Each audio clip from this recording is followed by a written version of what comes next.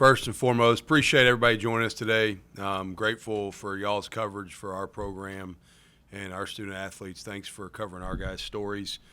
Excited about the upcoming season. A lot of hard work goes into just playing 12 regular season opportunities and hopefully more after that. But our guys have put in a ton of work going back to January. When we came back to start the semester in January, they've been really hard at work on a lot of different things. We talk about phase one being winter conditioning, phase two being spring practice, phase three being the summer training that they do, and then phase four is why you do it all. It's football season, and it's finally here after a long wait, but very excited to open up here at home against a quality opponent in Stephen F. Austin. Looking at them and who they are, they're defending conference champions in their conference last year. They're coming off of 3 straight winning seasons. They've established a winning tradition. Colby Carthel's their head coach, done a really nice job. He was a head coach of a team that won a Division II national championship, so has a really good history of success and winning. They returned 15 starters. All the O-linemen are back. They return 154 games on the O-line, which I think is extremely impressive. And if there's one place you'd like to have a lot of experience, that's probably it on the O-line, and they've got it. At running back, the Wembley kid comes back. He was wore jersey number 25 last year. He's in number 10 now. Ran for about 650 yards. Kind of was a two-headed monster last year with him being the first guy in the game off the bench. But he is a legitimate starting level back. Tight end group for them is really solid with number 82, the kid named Chad On leading the way. And then the quarterback room for them, they got 2 guys that did play snaps last year. They lost their starter off of last year's team, Brian Maurer, who I remember when he was at Tennessee coming out, and then Preston Weeks is the other guy, both capable and do things well that you can see on video from their time last year. And the wide receiver group, they've got some new faces and some new guys that we'll try to have to figure out quickly where they're lining up, who they are, a little bit more unknown there in that regard. There's some guys that have played for them, but looks like they're going to have some new additions as well play significant roles. So that's who they are on offense. Defensively, their front is really big. I'm blown away. They're starting nose guards 340 pounds. That's bigger than anybody we got on our D-line. They're filled in number 54, Ahmad Murray, 6'5", 255. He's a legitimate high-level college football player. They have a transfer in from North Texas. They've got listed as the starter at D tackle or boundary end, who's played a little bit of football at North Texas. Their boundary outside linebacker, who's sort of their edge rusher, sort of our Richard Jubinor or our Bandit, is a long, athletic, twitchy, good pass rusher. So their front's really good, really long, and really big. The inside linebacker, Jermaine Brown, wore 28 last year, is going to wear 0 this year. Looks like he could play for anybody in the country. Now, I'm not just saying that. Like, he plays with speed, violence, physicality, a lot of respect for how he plays the game. And then some other guys in there. Luke Watson is a really solid player for them at inside linebacker. And their secondary returns 4 of 5 starters. So they've got a lot of experience back in some key places. If you're going to return high-level starting experience on either side of the ball, on offense, I think most people would pick offensive line. And on defense, you'd pick the secondary because of all the adjustments you see and you have to face week in, week out. And they return a lot of guys in both of those areas. So good part of their team is returning where it's pivotal. And then their specialists, their field goal kicker, place kicker is an all-conference player, really good player. Chris Campos, really, really strong leg and very accurate. He's a high-level kicker. And then Max Quick, their punter. I just went back and watched some of the special team stuff this morning. In one of our staff meetings, we go over a lot of the special team stuff on Monday mornings, and really impressed with his ability to identify where the rush is coming from. They put a lot on him, not just the protection to see where's the rush coming, where I want to kick the ball, and then he changes it. You can tell, like, based upon where the opponent's going to rush, he changes his launch point and his trajectory on the ball, and you can tell that he is a smart football player at that position. So a lot of respect for these guys. Like I said, they've got 3 straight winning seasons. We've got 1. So anybody that thinks that this is going to be anything other than a tough, physical, hard-nosed, blue-collar game, man, our guys better be ready to play, because this is an established program. It's been winning for the last 3 years and won their conference championship last year. So our guys have a tough test in front of them. Excited about getting to it, and look forward to getting to work. One other announcement I will make. I got asked earlier in our conference media availability. TJ Jackson is back with our team. His status in regards to playing Saturday is still pending. You'll probably find out right before game time what I'm going to do there. But TJ is with the team, is practicing. Glad to have him back in the fold within our program after a suspension. So with that, open it up to questions. Hey, John, this is John in Dothan. A couple of quick questions.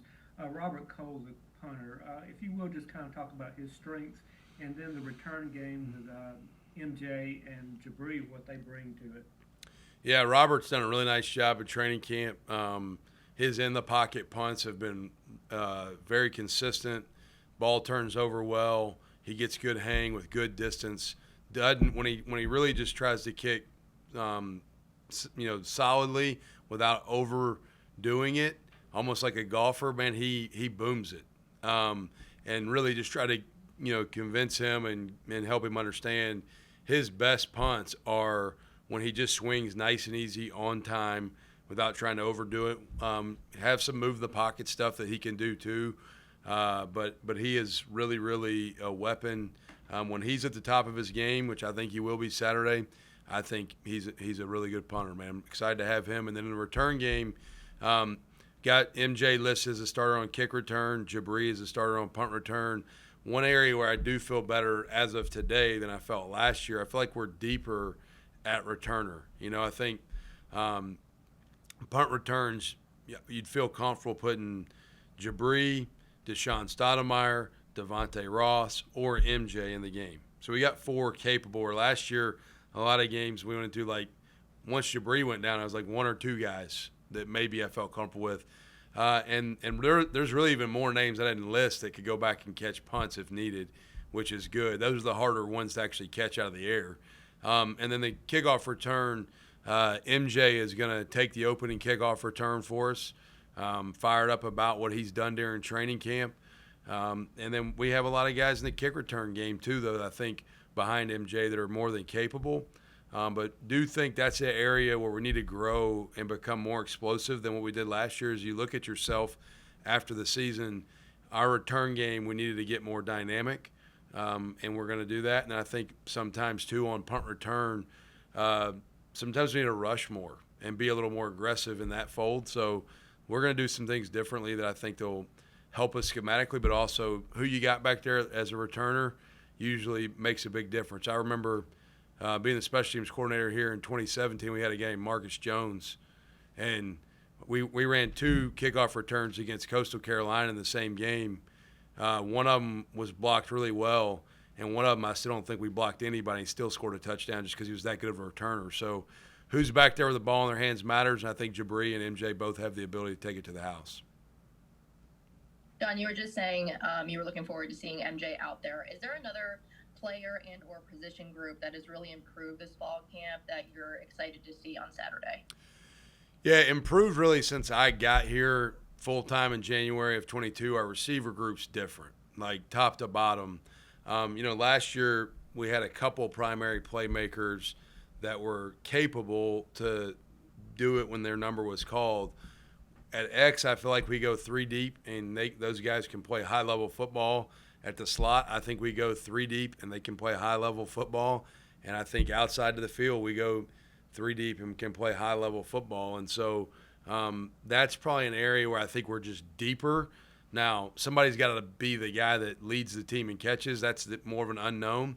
But I'm excited about the group, what that group has done as a whole from when I first got here. Because when I first got here, that was a group that was not very deep. So I like the depth of that group.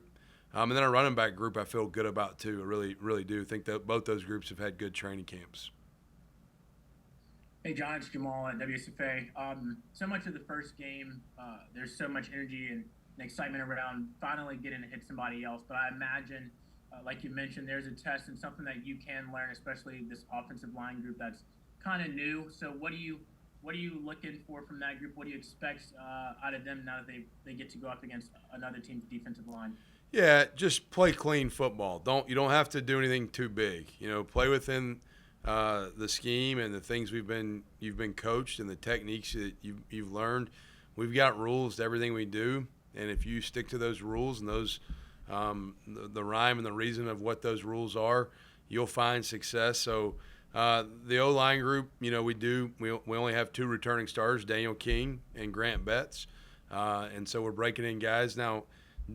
Derek Graham played a lot of football in 2020. So even though he didn't start last year, he started a lot in 2020. So he's been there.